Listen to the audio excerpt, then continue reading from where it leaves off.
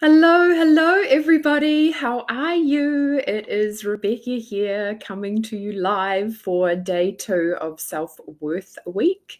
So welcome, everybody. Welcome to day 2 of the Self-Worth Week challenge, where essentially we're helping you to change your perspective so you can actually see and enjoy increased self-worth. And of course, why that may be beneficial to you. I do think I have come live slightly early, so it will just take a few moments for to allow people to join. Thank you so much for those folks who tuned in yesterday. Hey, Hibby, how are you? Lovely. Good morning. It's great to have you guys here to tune in and to discover what it takes to really cultivate and activate and enjoy increased self-worth. Like yesterday, we touched on the fact that why would we want to develop our self-worth? It's because it impacts absolutely everything in your life. Your self-worth impacts the choices that you make from everything, where you choose to live, how you choose to get your education, where you see yourself, how you treated in your relationships, how you allow your children to treat you, your family to treat you, life to treat you, your job that you choose. We talked about that quite extensively yesterday, that your self-worth impacts every single area of your life. And it's also a really common denominator in the work that I do in my coaching practice. Good morning, Natasha. Great to have you on the call, lovely. Hi, Adriana. Yay, welcome. Hi, Maria. How are you? Oh, Louisville, Kentucky. Goodness gracious. Hi, Lisa. Welcome. It's great to have you guys here with us. I'm glad that this time kind of works out too. I will endeavor to try and do this kind of time tomorrow. We'll see how it goes. So welcome everybody to the Self-Worth Week. And today we're talking about how do we cultivate self-worth? Now, yesterday we looked at what self-worth isn't. And I know for quite a few people that might have been a little bit of a revelation. There were some people saying that the penny kind of dropped in regards to self-worth.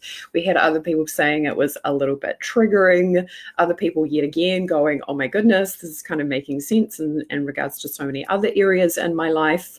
So let's just recap that a little bit, because it's quite big information to realize that your self-worth does not come from anything outside of yourself.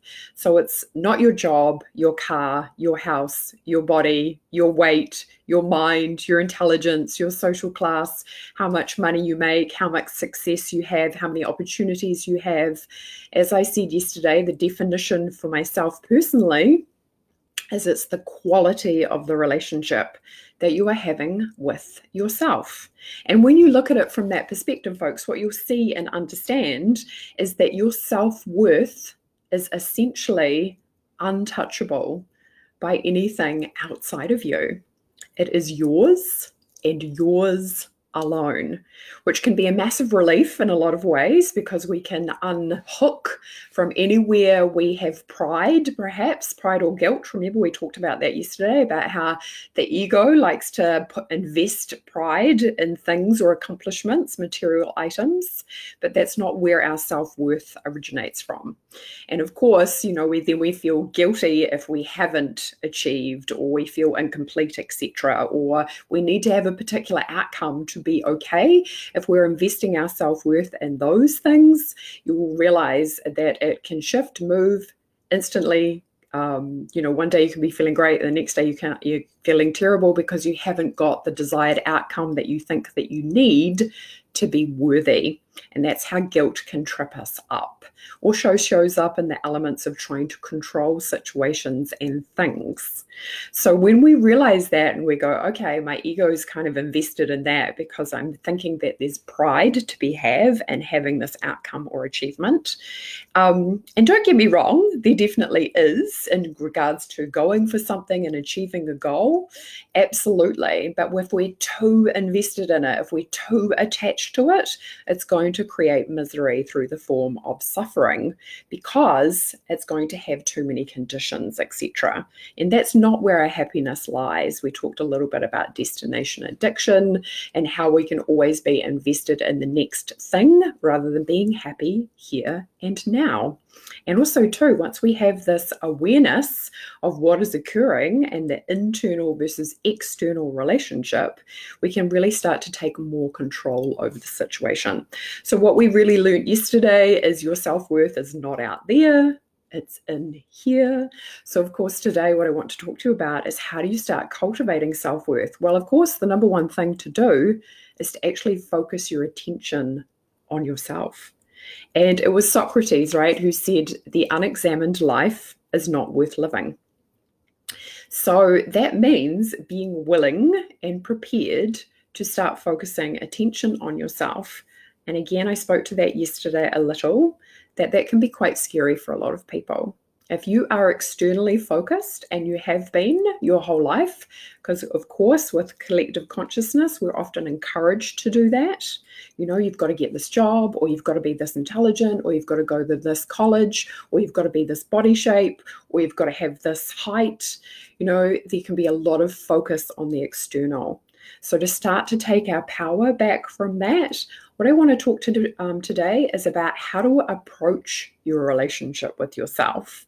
And I think this might seem a little silly because you're living your life and you're feeling your feelings and you're doing what you're doing every single day. But I want you to start to think about a friend maybe, or somebody that you like or admire. And I want you to think about the process of getting to know them, because this can be really helpful in terms of when we're looking to start creating a relationship with ourselves. How do we actually bring the spotlight onto ourselves? It can be helpful to go to a frame of reference where maybe a friend or a mentor or a coach or somebody that you like or admire or who have been curious about, to actually go, what has been the process of me wanting to develop a relationship with that person? So hopefully this is making sense in terms of why would we even want to get to know ourselves? Let's flip that to start with and ask ourselves, why would we want to get to know anybody? So what do you think is beneficial about getting to know other people? Right? You have a better understanding of who they are, you understand how they tick, you can learn what it is to be able to serve them better. You can create deeper connections. And that is what it is in a nutshell. Human beings are wired for connection. So this is why we want to get to know other people in our environments. Okay, and again, in the background, of course, there can be some limiting beliefs and some fears and some doubts about getting to know other people. But I want to talk specifically today about how to approach a relationship with yourself. And I think one of the easiest ways to do this is to start to think about, even if you're going to a party and there was somebody in the room that you thought, oh, that person kind of seems interesting, how would you know that you're interested in them? How would you know? Right? Is it their energy? Is it what they're wearing? Is it the way they hold themselves? What is it about that situation, do you think, that you might be like, oh, I'm curious to get to know more about that person. I'm interested in discovering more about them. So pop some notes in the chat box, folks. I want you to, and I know this might feel a little bit not very clear, but just play with it for a little bit in regards to what do you think it is, maybe even thinking about a new friend that you have in your life. What was it about them that you thought, oh, I'm curious about that person? Maybe write some notes in the chat box for me and go, show me, show me. And this is important, right? Because this is almost like a psychological process. And understanding why we do something, it really helps us to create more clarity in regards to actually doing it. And once you have this information, right, it's so valuable in regards to your relationship with yourself. Like, how do we create a relationship with somebody else? How do we create intimacy with someone else? We need to learn how to do that for ourselves. Yeah, energy and how they carry themselves. Absolutely. Yeah, energy stands out from others. Interesting to me. It's a feeling, a magnetic kind of attraction. Yes. And I want you to identify, folks, this is what we want to cultivate within ourselves. think it's a recognition of someone like-minded. Absolutely. Absolutely. Hey, Lisa, how are you? Lovely. So what I want you guys to think about next is I want you to imagine that if you're at this party, say, and there's a person there that you think, oh, they seem like they're a, cool person, a neat person, I really like to get to know them better. What is it that how do we approach them? What energy do we bring to approach the other person? So if you wanted to go up and talk to them, what kind of energy would you be bringing to do that? How would you kind of make your way over? And again, does this bring up a little bit of hesitation or fear or perhaps curiosity? What comes up for you in terms of going, oh, that person's piqued my interest and I'd really like to get to know them better? What energy would you want to bring them? Yeah, good question. How they feel energy-wise, I think. That's interesting. I love that you guys are all such feelers, right? I tend to be drawn to them and I don't know why. Curiosity, yeah. For them to kind of be open to you, you'd probably want to bring maybe some enthusiasm, maybe a smile, maybe some good energy yourself. Try and be friendly and accepting so they know I'm a safe place for them to be themselves. Absolutely. You want to bring the energy of I'm trustworthy and I would like to be able to get to know you, to trust you. Yes, openness and warmth. Awesome. I love this, guys. This is great because this is what I've put in the document, which hopefully you guys can access today because I've opened up the link for you, which you'll see in the title. Right? What we want to do is if you're interested in somebody on some level, you have already made the decision that they have value, that they're worth your time and attention. Okay, and I want you to just let these kind of sink in and listen. And then I'm going to ask you to kind of flip it. Okay, so worthiness, right? You've already seen them as having some kind of value. You're bringing the energy of curiosity. Oh, there's something about that person that I would like to learn more about. They seem creative or fun or interesting to me. Okay, yeah, try to be open with no expectations. Awesome.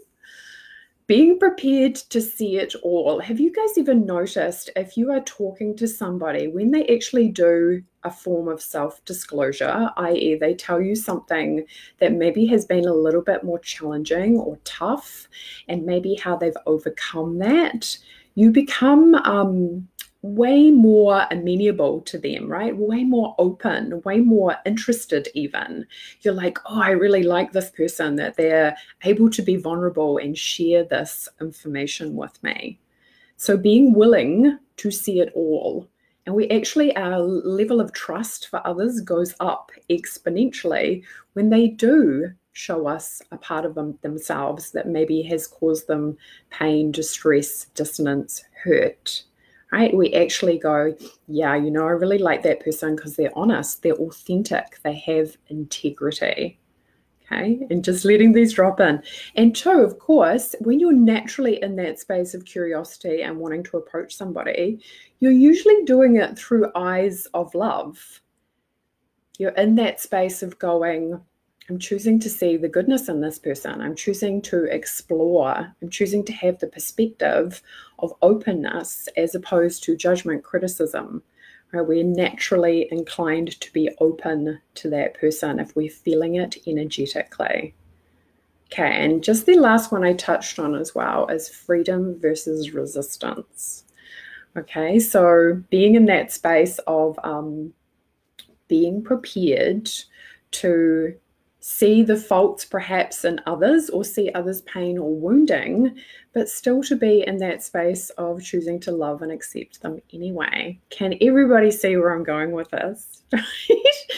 Guys, what does it take to approach yourself the same way? Okay, so just taking everything that I've said, what does it take to approach yourself the same way with what you've even just written down, right? Approaching yourself going, well, I'm worthy of being explored or discovered by myself. What would it take for me to have more curiosity about myself, about what's within me?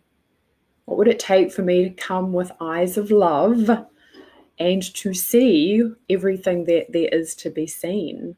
And what would it take for me to extend the grace that I can extend to others to myself in terms of my own pain and wounding? Okay, is this kind of starting to drop in for everybody, right? To be in that space of like, if you can do it for others, and have you noticed, folks, that we can quite happily often do it for others? We can extend our love, our generosity, our grace, our warmth, our friendliness, but we don't always offer it to ourselves. And this is why I wanted to talk about this specifically before we go any further in the self-worth process, is to ask yourself, are you willing to extend that towards yourself in regards to, because you think about it, folks, the relationship that you have with yourself lasts a lifetime. It's always there. There's no way you can get away from it. Right? Unless you're asleep, really, which is when you're just in altered states of consciousness, so you're still with yourself. So really starting to ask yourself, am I willing to see myself as worthy? Am I willing to see myself as the amazing person or other people that I see in my life, and to approach myself with curiosity? But just checking inside, right, and asking yourself. Lisa's saying, good point. Ouch, right? What would it take to be safe, right, and good for me to align with love and safety for myself as well as others? Yes. What would it take for you to treat yourself the way you're willing to treat others? Okay. Okay, awesome, Lisa. Lisa's saying she has to go, but she wants to come back and check the replay. So, and I know this might seem, because it would be easy, right, for me to come on to today's live and just go straight into, let's talk about how to cultivate our self-worth. But for a lot of people, that's too big of a step, because we're negotiating or maneuvering our biggest obstacle, which is often ourself and our self-perception. So that's why I wanted to make it relevant to somebody else that you would meet at a party, and how you naturally have curiosity, interest, see that other person is valuable. You're automatically doing that, even if you're not consciously thinking about it. And I want to make it conscious for you, so you can actually go, if I can do that for a complete stranger, what's it going to take for me to extend that to myself? And perhaps, where am I not doing that right now? What would it take for me to just, because we haven't even got to that process of actually starting to look internally. We've backed up a little bit, and we're looking at getting ready to look. Okay, so really starting to ask yourself, are you willing to be curious with your own internal self? Are you willing to see yourself warts and all? Are you willing to love whatever is present? And are you willing to move into that relationship and be curious and learn more? Right? So this also comes back to, folks, how do you want to be treated? How do you want to be treated? Because naturally, how we want to be treated is naturally what we share with other people. Have you ever, you guys know the 5 love languages, right? Which is quality time, words of appreciation, gifts. Oh, we're going to have to help me out here. Oh, physical touch. I can't remember the last one. If anybody can help me out with that would be great.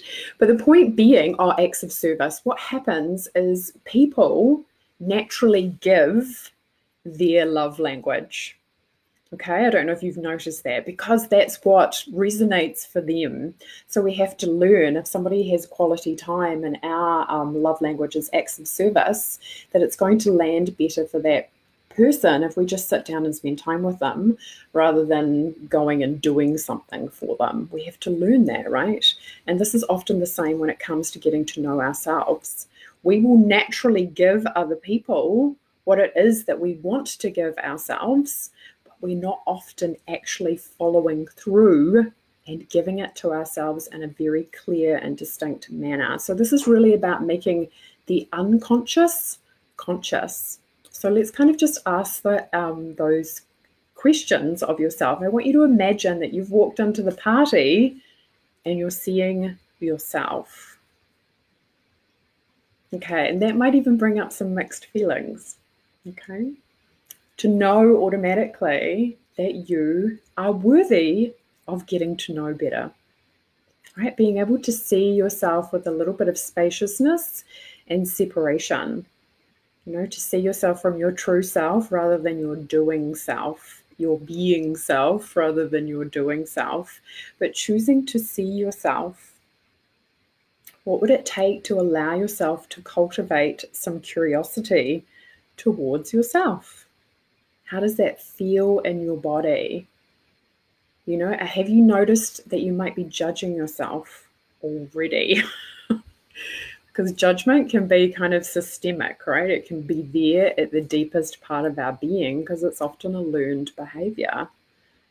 Often for women too, we'll judge ourselves because we think that criticism is motivating. Ugh, right? That's, headache material, but that's often what happens. If I criticize myself and I judge myself, it'll motivate me into being a better person. Can you see how that goes back into that guilt loop? Because you don't get the outcome that you think you need, and then you go back into the downward spiral of I'm not good enough, I'm incomplete. Okay. Yeah, late to the party. Oh, I'm sorry about that, Rosie. I'm not sure how that works. I think you have to click on something to say that you'll get them. Yeah, brings it so far powerful to bring to the light, because often too, have you ever noticed that, folks? It's often easier to see it from a different perspective than when you're in it yourself. That expression, you can't see the wood for the trees, that often happens when we're in relationship with ourselves. That's why we need other people to help us check our blind spots.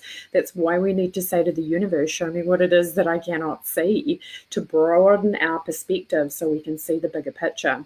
Never more so when it comes to cultivating our relationship with ourselves, because often we will just deny things, we will turn things off, we will shut things down, especially if it's been painful, or if we have judgment, if there's shame or guilt there, we often judge it, so we just compartmentalize it, we pop it away. And of course, later on during the week, what we are going to be doing, right, is looking at what does it take to feel safe enough to actually go and unlock those scary dark doors and bring more light in. This is literally the fastest way to cultivate your self-worth, which some of you may have resistance to, but just again, allow light and love to be present in your body as you hear this. The fastest way to increase your self-worth is go to the darkest places within yourself, unlock the door, and bring love in. I'm going to say that again because it's really important. The fastest way to increase your self-worth is to go to the darkest places within yourself, unlock the door, and bring light in. Okay, this is how we shift the energy quickly. This is literally shadow work. This is going into the darkest place of ourselves, the places that we cut off from, that we deny, that we don't look at, that we don't see, that we often have huge resistance about going to see.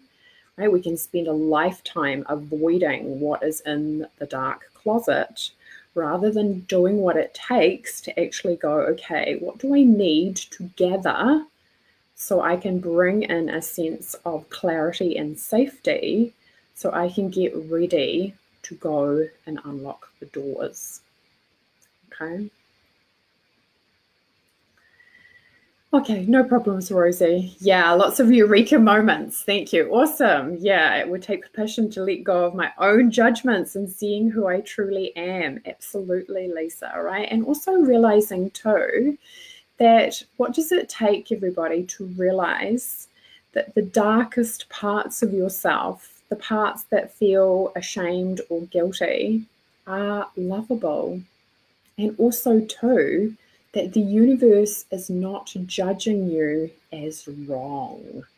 We do that all by ourselves, right? It's part of being human that we blame or judge or criticize or make ourselves wrong. The bravest work you'll ever do is going into the depths of your being and doing it with a loving perspective, opening the door and loving what is. That is literally how you release the energy, shift the vibration, raise it into a higher frequency, is being prepared to love what is and bring acceptance to it. If it's connected to something that's happened in the past, you can't change the course of events. You can, however, shift the energy and the vibration. Okay, so that's part of, the stepping stones of moving towards what would it take for me to love myself enough to set myself free. Because for a lot of people, when we start looking at this, it feels like a barbed wire fence. And it's like, how am I going to get over this barbed wire fence? Everything beyond the barbed wire fence is what you could desire: freedom, pleasure, abundance, expansion, ascension, pure consciousness. But if you are looking at the fence going, I can't get over this fence, it's going to rip me to shreds, what I want you to know is that's why coaching is so powerful. Like, I literally help people to stand on a stool, hold out my hand, put a big piece of carpet over the barbed wire fence and say, I will help you. And what you realize is once you get over the fence and once you learn how to use the tools for yourself, you can use it for a lifetime. You can come up to another fence and you'll be like, I know how to do this. You'll be able to whip out your own carpet and get over the fence. It doesn't have to be as painful as your mind is trying to tell you that it is.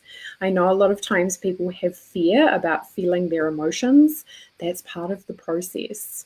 But once you actually take that initial leap, and granted, you have to be ready to be able to step over the carpet. You have to be ready to want to jump over the hurdle. That's part of what we're talking about today, how to approach yourself.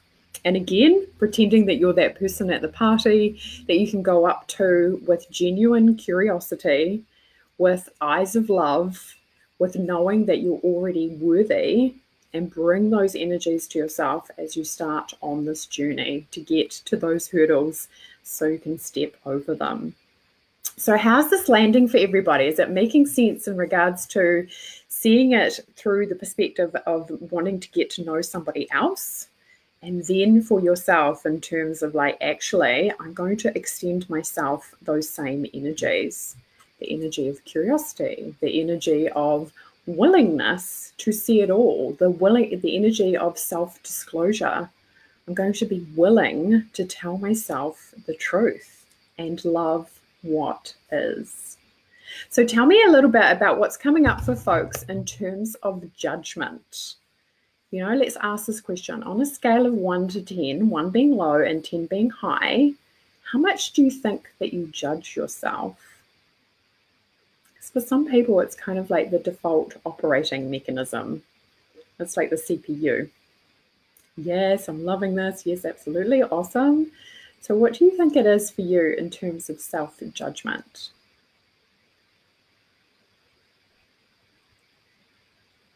Oh, glad, Maria. She's saying thank you for sharing it in this way. Yeah, it's just sometimes easier when we separate it out through the eyes of other people and then kind of bring it back and make it relevant to ourselves. Yeah, 9. And thanks for being willing to share that too, right? Because the beautiful thing about being aware of your own judgment is you can start to practice non-judgment, which is, okay, if I'm at a 9 out of 10 in regards to judgment, instead of going, oh my goodness, that's really high, right? We want to go, I have an awareness of where I'm at and I get to make some changes, right? And I'm grateful for the awareness so I can make a new decision in this moment by not judging myself and just choosing awareness. Talk about this a lot. Awareness and again, innocence is awareness without any judgment. It's like seeing it for what it is, but not placing any judgment on it, because this is often what happens for people, especially when it comes to their emotions. They're feeling bad or contracted, then they judge themselves for feeling bad, which is like you're already kind of feeling flat, and then you run yourself over with a steamroller. It's just like, oh, why would you do that to yourself? So what would it take to learn in the first instance to feel a feeling without judging it? Okay, and this is where we want to start learning about the emotional guidance system and that all your emotions are valid and everybody has the same spectrum of emotions. So what does it take to even bring neutrality into your emotions? So even if you are crying and upset about something, you can just let it move through you rather than judging yourself and contracting the emotion and the energy even more. Right? If you're going to have a cry, have a good cry. Turn it up, let it out, let the energy move through you. Like I always say, feel the feeling, question the belief. But maybe it's not appropriate to question the belief at the time when you're feeling the feeling. Feel the feeling, let it move through, have a break, go for a walk, get a cup of tea, and then maybe come back and do a little bit of self-inquiry and ask yourself, was that feeling originating from a false belief? This is the pivot where we start to create leverage on ourselves so we can set ourselves free. Wow, it's surprising I'm able to see myself from outside being of value and wanting to get to know myself, right? Just to have that little shift in perspective, it can be like, oh my goodness, I have a whole new appreciation for myself. The people that I'm curious and interested about, on some level, they're going to resonate with me. So of course, if I met myself at a party, I'd want to get to know myself. I would be naturally attracted to somebody like me, and I can have appreciation for that. Yeah, realizing how much time I'm in self-judgment. It's frightening seeing this and realizing now I'm judging myself for judging myself. Yeah, Lisa, and it happens so naturally. So when we have a little bit of separation, and this is often what happens during the process of a spiritual awakening, is we realize that often it comes from because we're so sick of suffering.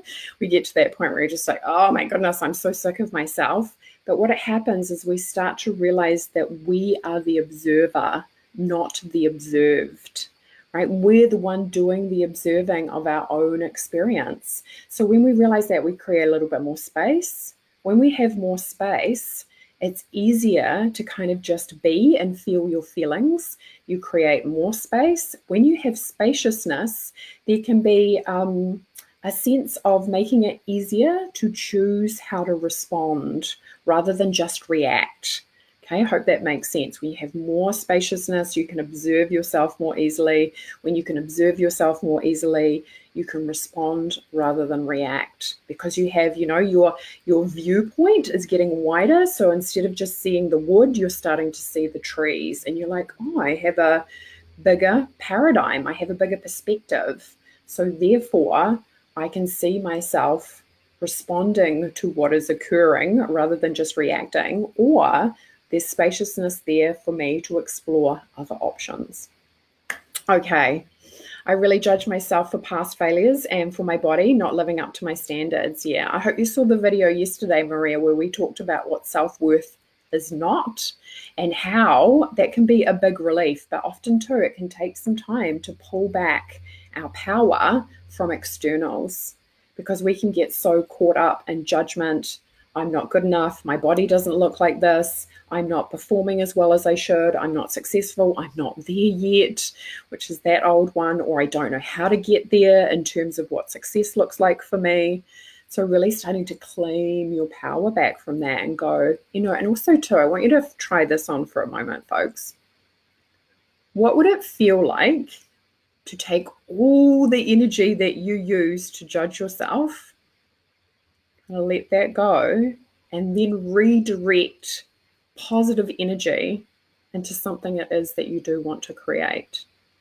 So I want you to think about the time and energy it takes to judge yourself, what it does to your vibration in terms of contraction, and what would it take to just kind of put all that down and then just take all that time and energy, open it up, and redirect it into something that you want to do.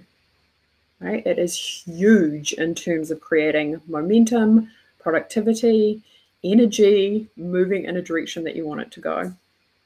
Okay, I judge myself for not giving others more. Okay, so the first question I would be asking Natasha, if that was happening to me, is, am I giving to myself? Right? It always starts with a relationship with self. If you're judging yourself for that, what's coming up in terms of giving to yourself? Yeah, thank you for creating a safe space to speak truth, ladies. I love that you said that, Natasha, right? That means a lot to me because I'm definitely dedicated to truth, and I'm definitely dedicated to people, making it safe for people to see themselves. I actually feel a little bit emotional about that. So thank you. That's really touched my heart. Yeah, same, right? And how important it is. The thing is as well, I can sit here and say you're valuable and you're worthy and you're loved and the universe loves you, but that means nothing until you're really experiencing it for yourself. But I want you to go and have a look at the notes too, because on the notes, I actually ask you guys to make a statement out loud, which is, I commit to getting to know myself at the deepest levels, and I'm open and willing to love everything about myself. And so it is. I'm going to say that again. I commit to getting to know myself at the deepest levels, and I am open and willing to love everything about myself. And so it is. Why? Why do we want to say that? Because when you say it out loud, you're letting the universe know your intention. So energy starts to shift, right? This very much happened for me one time when I was bawling my eyes out on the telephone with my mum. I had gone through a divorce. I was in a job that I was being paid very well, and it was very glamorous, and it was a coveted job, but I hated it, and I felt really guilty that I hated it. It took me forever to realize it wasn't a value match. Coming out of this divorce, I was in a really bad space, and bawling my eyes out, and I said on the phone to my mum, I want to live a big life. And I swear to God, the universe heard me in that moment in my desperation. And within a couple of weeks, everything started to shift and change. A friend of mine, Wendy, she sent me a link to a website which was all about gratitude. It was the very beginning of Finer Minds, which was actually Mind Valley. This is when Vishen had 200 likes on his Finer Minds Facebook page. So following the path of personal development to get to this place where knowing yourself at the deepest levels and being able to observe yourself, this is literally the energy, folks, where you can sit there and love people who hate you, because you can observe and you can realize that if they're hating on themselves, that they're directing hate towards you, you already know that you love yourself, so it's not about you. But you can see their pain. It's kind of like poker, isn't it? You can see their pain and raise it and send them love instead. Now, what would that do for you in terms of freedom if you're able to sit there and be present to people who have been unkind or mean or cruel to you and love them? That's freedom, right? That is emancipation. That is the